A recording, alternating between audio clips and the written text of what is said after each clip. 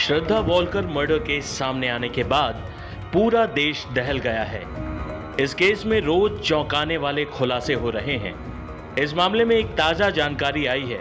ये जानकारी श्रद्धा की मां की आखिरी ख्वाहिश से जुड़ी हुई है, वो ख्वाहिश जो कभी पूरी नहीं हो पाई। दरअसल श्रद्धा की मां की तबीयत बहुत खराब थी।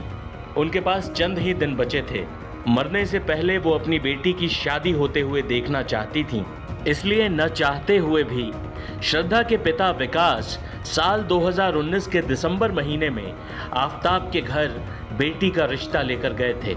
हालांकि आफताब के छोटे भाई असद ने उन्हें घर के अंदर भी दाखिल नहीं होने दिया और इसके अगले महीने ही जनवरी 2020 में श्रद्धा की मां का देहांत हो गया।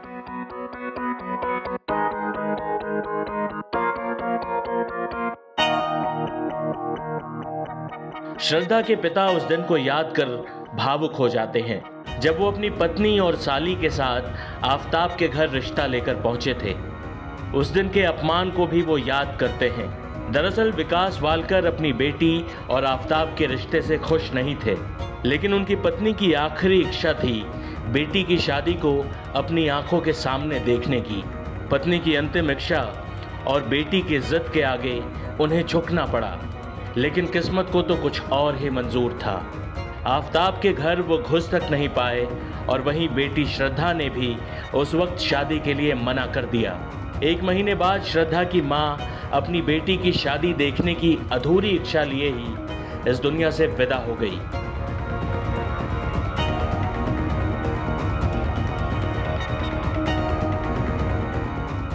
विकास वालकर ने इस बात पर भी हैरानी जताई कि अचानक से आफताब का पूरा परिवार मुंबई के वसई से गायब हो गया।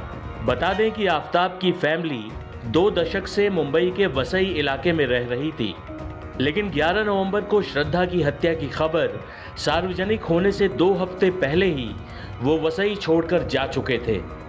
उन्हें वसई से दूसरी जगह शिफ्ट कराने में आफताब ने भी मदद की थी। आफताब के परिवार के अचानक गायब हो जाने के बाद विकास वालकर को शक हुआ कि उनकी बेटी के साथ जरूर कुछ गड़बड़ हो रही है। श्रद्धा के पिता विकास वालकर ने आफताब के परिवार पर भी इस हत्या में शामिल होने का शक जताया है।